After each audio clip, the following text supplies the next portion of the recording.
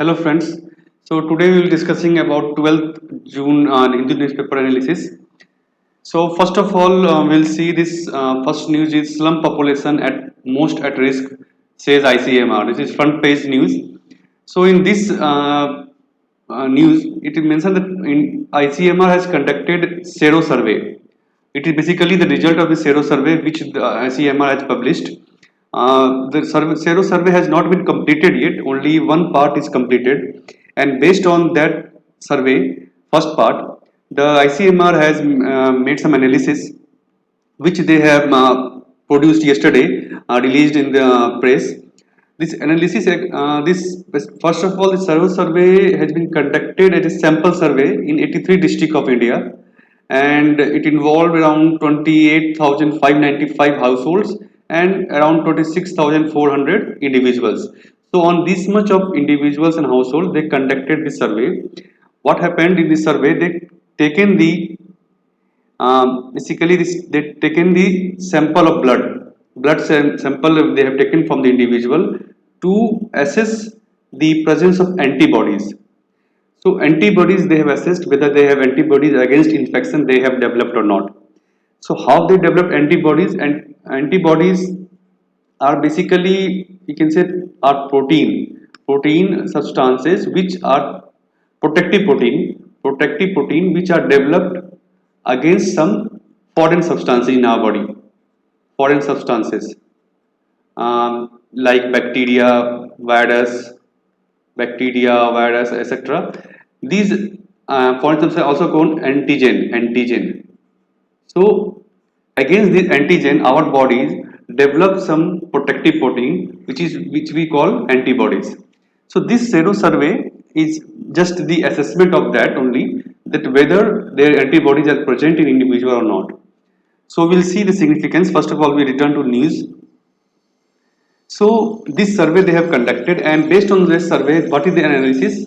That around they have assessed that urban slum population, slum in the urban area, the cities we see the like Dharavi in Mumbai. So slum population is at most vulnerable of the spread of coronavirus COVID-19, and after that comes urban settlement, that means city settlement, city people.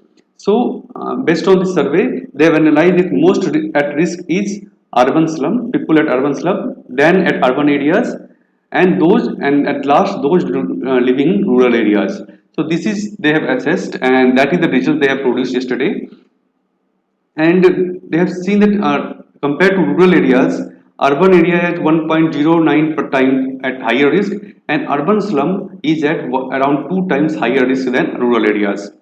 And the infection fatality rate is very low, and which we see generally it's around 0.08%. And also they have assessed that result they have published that lockdown or containment which was done earlier is successful in keeping the disease spread low. So lockdown was successful. This is the basically their assessment. So as I was saying that this SEO survey has two parts. The primary part was estimating the fraction of people who have been infected in general population. So they have assessed those who already have been infected and they have developed antibodies and they are now fine. So this was already completed, and based on this survey, the first part we have seen the result. Next part is second objective is estimating the infected population in containment zone. Containment zones we see in a city there is some hotspot containment areas. So now they will assess the infected population in these areas, and after that they will publish the result. So coming on to details of Sero survey, it is conducted by ICMR and also other agencies. One of them is National Center for Disease Control.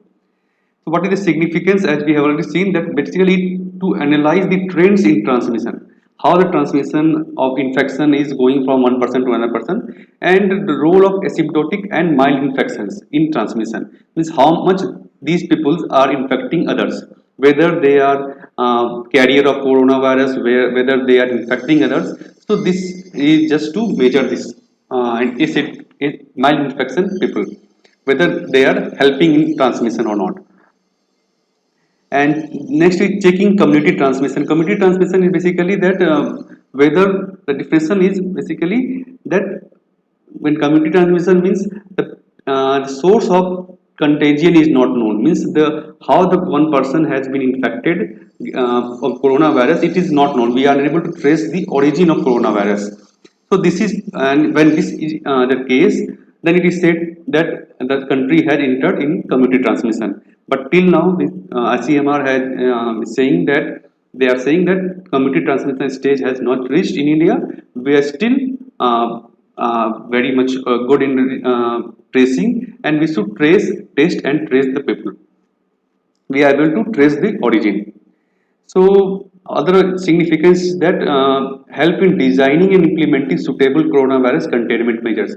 So if when the state or the city, the municipality, they know that this area is much infected, this area people are more infected, urban slum population less like that, or urban settlement is more infected. So they will, it will help them to contain those areas, to make them these areas containment zone and contain the disease. So these are the significance of sero survey which is the ICMR is conducting. And this antibody test, they are implementing ELISA test. ELISA test, we just very recently they have started this one. So this is basically a screening process, and it gives quicker result than PCR, the test which is the standard test. So it gives faster result, around 2 to 5 hours. We get the result. So it helps in surveillance, because if we know the result in 2 to 5 hours, we can make the area containment area, or we can trace the people before they infect other persons. So that antibody test, as I was told, antibody are the protective protein which are developed against the foreign substances like bacteria, virus. So it gives an indication of that a person has been exposed to virus.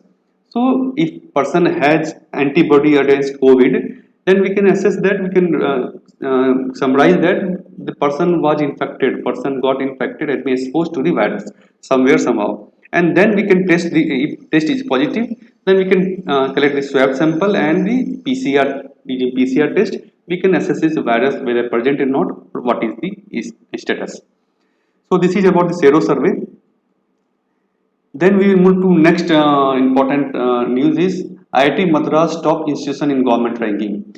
So this is basically the 2020 ranking released, 2020 National Institutional Framework ranking framework, which was just released by Ministry of Human Resource Development, MHRD. So this ranking basically what is it is? It is a national ranking. National institutions are ranked based on some parameters which is chosen, which is around 5 parameters are there, and they have made the parameter. These are the parameters. These are 5 parameters on which the national institutions, different national institutions, institutes are ranked. They are assessed, and these are the teachers, teaching, learning, and resources, research and professional services, graduation outcomes, outreach and inclusivity, and perception. So these are given different weightage also, means all are not of same weight. Is first two has maximum weight of 30%, then graduation outcome is has weight of 20%, and rest last two one has weight of 10%. So this is the weightage, and based on the marks they obtain, the institutions are ranked. And also beside this, there is also categories on which institutions are ranked. One is overall category, means overall score is an rank, overall score is scored. Then the university based universities are separate category. Engineering colleges, they are ranked separately. Management colleges, institutions, pharmacy colleges, medical, law, architecture, and dental. Means basically the based on the stream they are teaching, the stream of education they are ranked, and it helps student before we are getting to you want to an admission, you can see the ranking and check whether to which level or which what is the ranking of your colleges or school you want to take admission, sorry, school colleges. And this is the 2020 ranking, basically summarized here. IIT Madras, I told, first rank in overall category. Then different category, different institutions are there, just like engineering category, IIT Madras has top rank. University category, IIC Bangalore. Management category, IIM Ahmedabad. Pharmacy, dental, architecture, law, medical, and college category. So these are the different categories.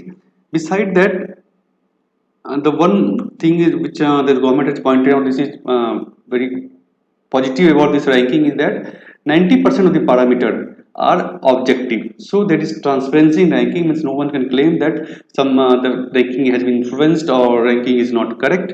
Only 10%. What is the 10%? That is perception. Perception thing. This perception parameter is subjective. So there may be 10% of influencing, you can say, or not objective, not transparent. Rest 90% ranking points are based on objective criteria, and that is you can say transparent procedure. So this NIF ranking was started in 2015 by MHRD, and still every year they comes out with this rank. Till now there is no foreign institutions enrolled for this ranking. Maybe later point of time foreign institutions can come and ask for their ranking. So then it will get wide publicity, global publicity.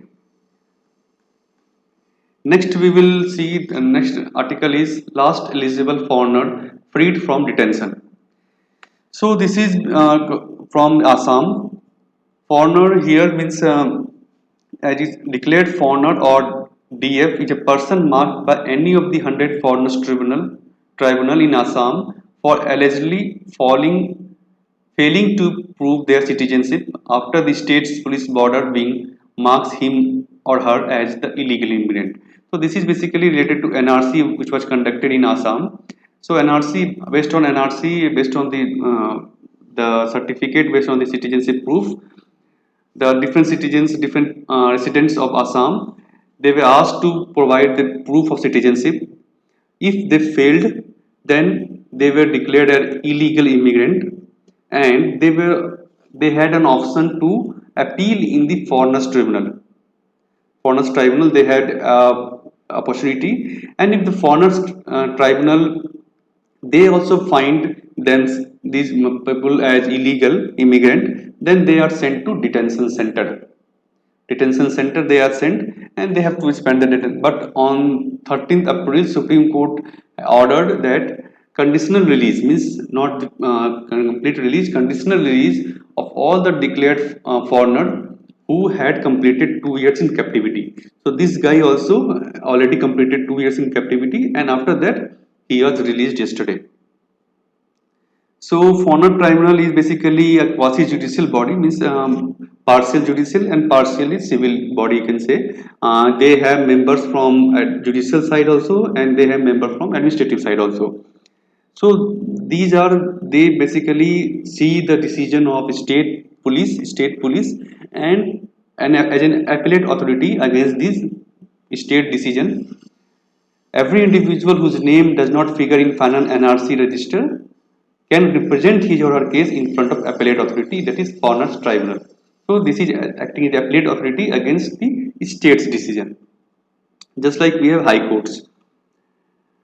So to expedite, basically states set up these quasi-judicial bodies, just like we have tax tribunals, we have telecom tribunals. So these are tribunals which expedite the case and also have expertise over these subjects. So foreigner tribunal has expertise of members are expertise on this illegal immigration laws, and also so they help to expedite these cases. Next, we will move to editorial. The one is Gandhi's main Mandela's and Kings of Today. Kings here, Martin Luther King, they are referring. It is written by Gopal Krishna Gandhi. Basically, it is an excerpt from the speech he had on June 7, to commemoration of June 7, 1893, when Mohandas Karamchand Gandhi was expelled from the train at Pietermaritzburg station in South Africa. So basically, this around against racism and the train and all these are current articles, current news. But basically, one important thing from APSC point of view, you have to know is UN Convention Against Torture. So I've explained this one here.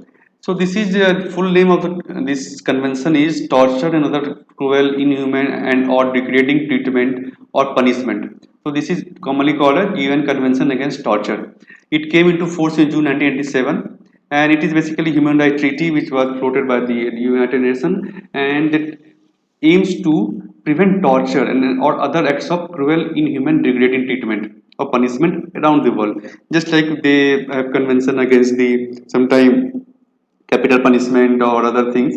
So similarly, this is a convention against torture, so that every country, each and every country, can adopt this convention, and if any laws they have, or they can bring on new law which can prevent torture in their territory, in the country.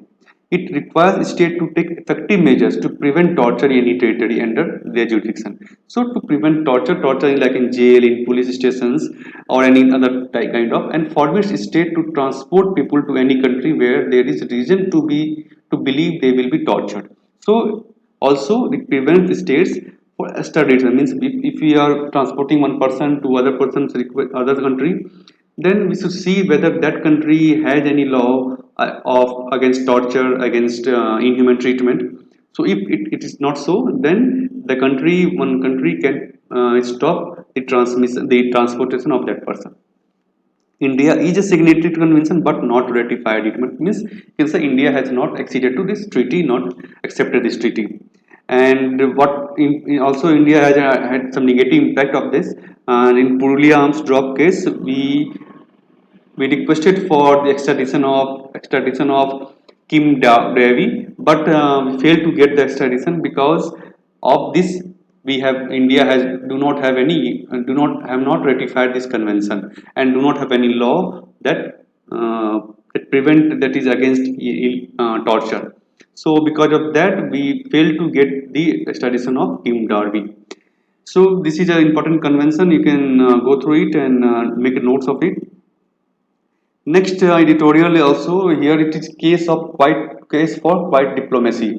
It is basically related to the recent India-China standoff in LSE, and of actual control. So here here the author basically tries to give alternative policy, a foreign policy of diplomacy, policy of quiet diplomacy. Means it should not make a large we should not make it large loudly or something media statements against the standoff. We should be doing it quietly with unlocking complicated standoff city situations from the quiet diplomacy with a strong military posture. Strong military posture, just like India had followed, yes, earlier also and this time also, that we will stand on here. Our stand is clear. We will not go back, and we will not make it our condition loud, or we will not take any foreign interference or anything like that. Should be stopped like that. Not do not take that such kind of action, but have a strong military posture that we have also military establishment here. We also have capabilities to face war, and quietly we should, through discussions, through the dialogue, we should pursue the case. So this the author has tried to given examples also, earlier examples like in 2013 also, in Despang Plain, uh, uh, China, there were tension with the China also.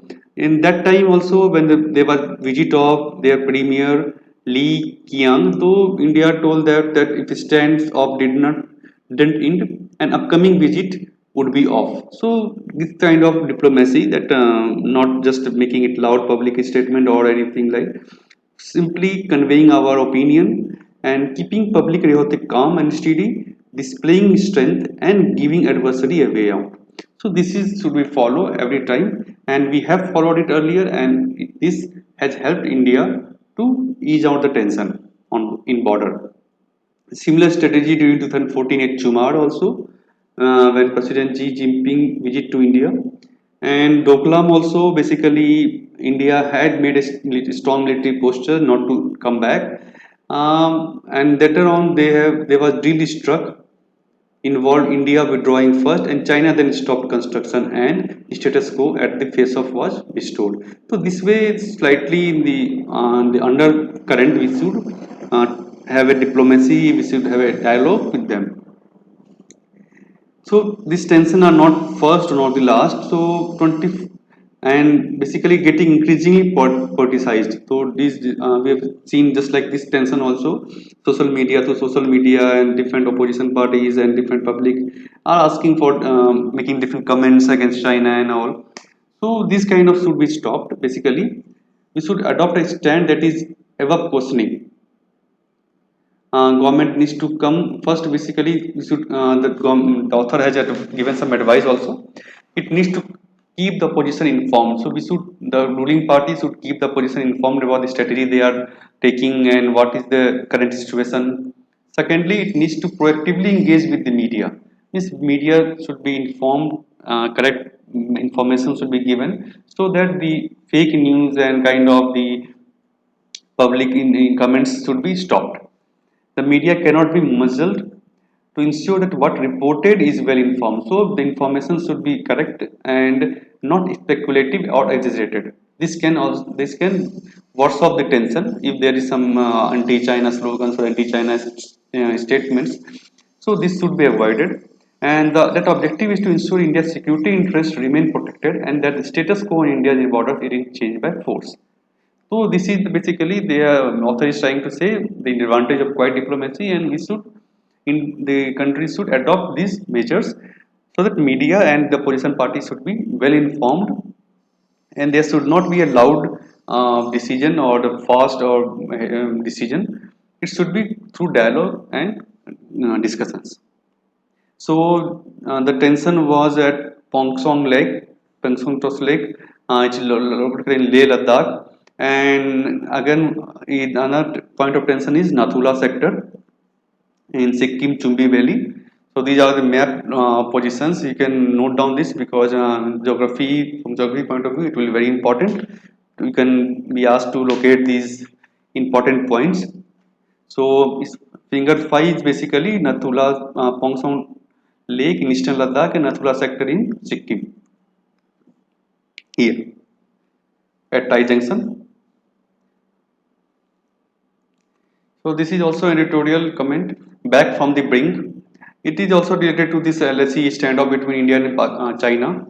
So here the conflict locations are there, that fingers 1 to 8 near the lake, west to east. They are also and the 5 points of conflict are points 14, 15, 17, Chunsul and the north bank of Pongsong Lake. Basically Pongsong Lake and related the fingers area. They were the point of contention this recent time. So what India position currently is that the infrastructure in the Indian side of LAC, this has helped a lot to make India stand clear that we have that India also have infrastructures in this area, and then it is no less in comparison to China. And one important takeaway from this meeting dialogue is that proposal of that the corps commander have formal meeting once and twice a year.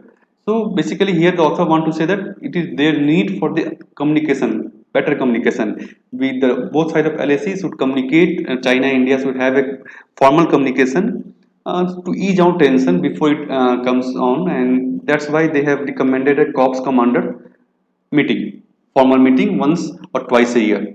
So this is basically you can write in the mains suggestions or way forward that there should be a formal meeting with senior level officers and also a regular meetings, monthly meeting between at the lower level of army officers. So this can be a suggestion here in. And next is the editorial again, a better rate, which is rise in recovery rate is called for cheer, but it gives no room for complacency. So here it is related to corona fatality rates is around 2.8%, which is very good and compared to world global level if we see. And it also mentioned the discharge policy which was revised recently by India, that is no longer does a patient have to test negative twice over interval 24 hours. Earlier they have to be they were tested twice in 24 hours, and both the time they should test negative so that they can be discharged from hospital. Any patient who does not show any symptom over 3 days is allowed to go home. So if it doesn't show any symptom for 3 days, they can go, they can be discharged, and they have to maintain in home isolation for the period of 7 days to 2 weeks. And Patient who were on critical care requires only one negative test to be discharged. So discharge policy basically it was changed recently, uh, just to make sure there is no other tests are conducted, and if there is asymptotic patient or there is mild symptom patient with mild symptom, they can have a home isolation and the beds can be freed up for new patient. So again, here the author want to say that health system should be adequately be improved, that is to distinguish people with mild symptom or none from from sick patients. It's essential to ensure that health system remains responsive to really sick. Means that we should be able to distinguish between the mild symptom patient and the really sick patient, so that the really sick patient can be given required health care, and they should not be deprived of this facility, and helps them recover. Providing adequate facility and easy access to emergency care service is important, and adequate monitoring of home quarantine people is also important. So these are the suggestions basically regarding healthcare in the time of COVID. For healthcare in the time of COVID, that the really sick patients should be given priority, and we should get the beds just like the discharge policy. We should free up the beds from the mild symptom patient who do not require many hospital care. They can be cured at home quarantine. So next article is line census method outdated.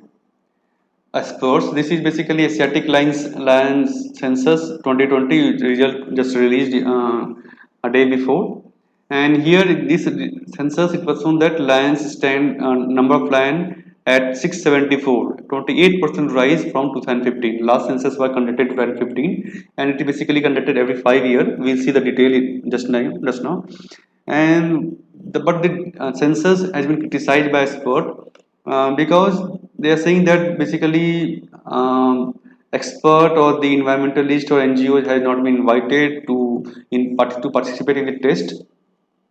And the test method also, this approach is direct beat verification or block count method. It is outdated method, and government should switch on to camera trapping or identifying lying based on permanent marks on their body, or statistical estimates based on the animal predatory patterns and number of their prey base. So this is suggestion by the experts that changes which can be which can be made in this census method. Currently, the method is this one, direct beat verification or block count method, where the government department stake at watering holes across animals' territorial range. So, but they have suggested that this is old method and this changes should be made at camera trapping method and permanent based on the permanent marks they can be identified, and statistical estimates based on prey base. So these are more scientifically precise. This is the article.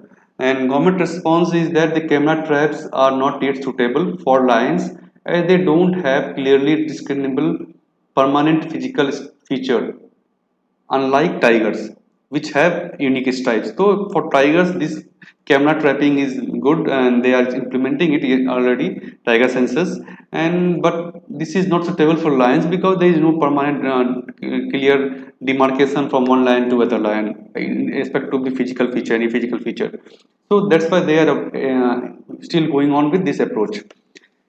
So this survey, there is all other important points you can note it.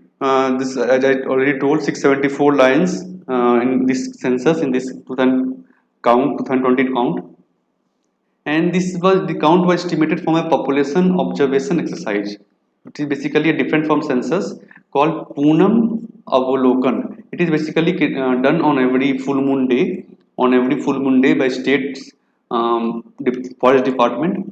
Forest department in 2014 they have developed this as part of preparation 2015 line census.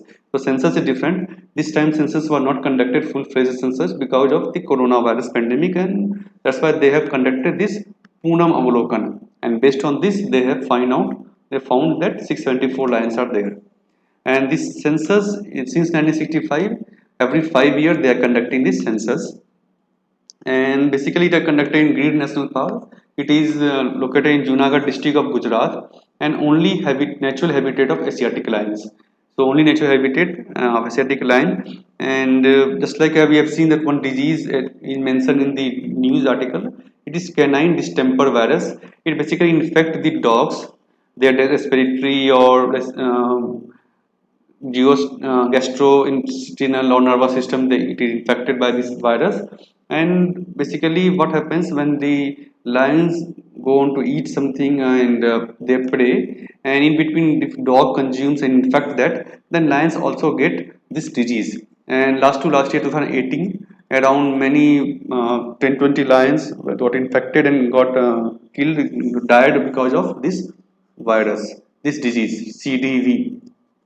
It's 2 years earlier, 2018, and this is the map location of Gir National Park. You should note it down because for geography it will be very helpful.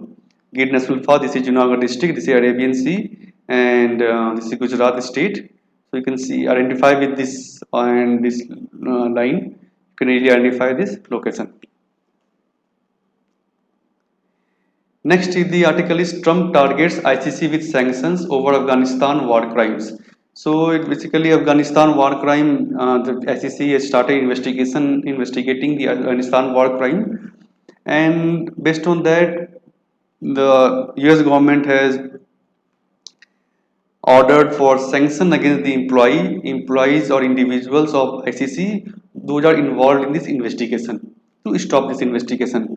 Sanctions, you can say that to block their assets which are located in USA or other nations control of USA. So, leaving that, we can if you focus on ICC. What is ICC? Basically, it is a Hague-based, located at Hague, Netherlands. It's set up to prosecute war crimes, genocide, and crimes against humanity. And so, this is International Criminal Court (ICC).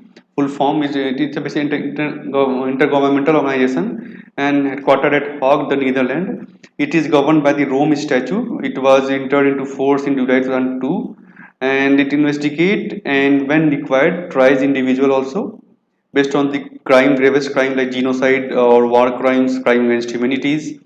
And India is not a party to this convention, neither the US or the China, not the China.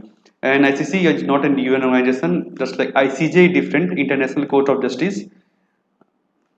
International Court of Justice. You have heard, might have heard about these institutions in during the Kulbhushan Jadhav case, and I have made a link below, and I have made a video already, and the link is in the description below. You can watch a video around the about the ICJ.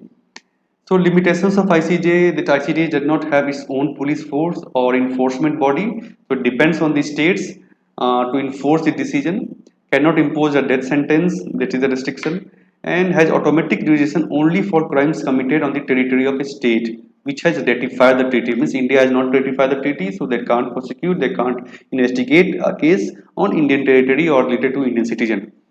And also it is not a part of security United Nations organization, but has no respective retrospective jurisdiction also. Means any crime committed before 2002 that it can't be investigated by ICC court. So this is the limitation about the ICC basically. So you should know about this ICC. Paper 2 you can may have a question of prelims also. Afghanistan is a member of ICC. That's why they are investigating the crime happened in the Afghanistan territory.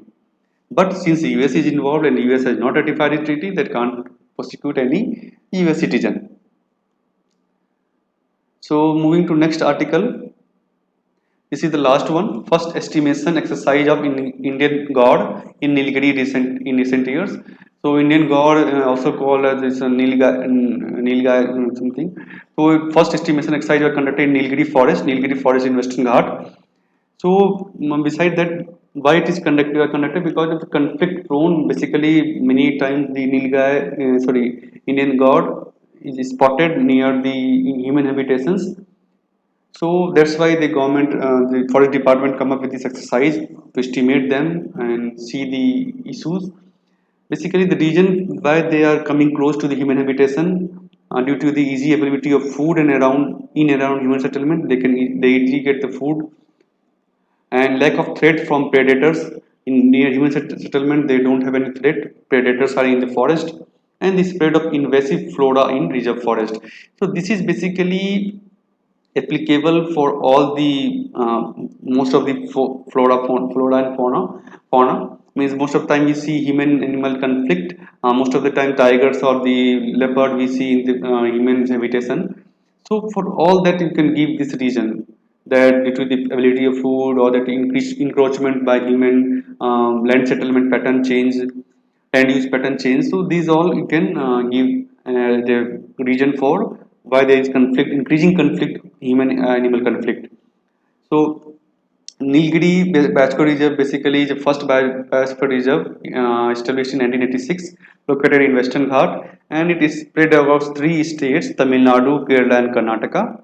And biosphere reserve has many protected areas: Madhumalai Wildlife Sanctuary, Wayanad Wildlife Sanctuary, Bandipur National Park, Nagarhole National Park, Mukurti National Park, and Silent Valley National Park.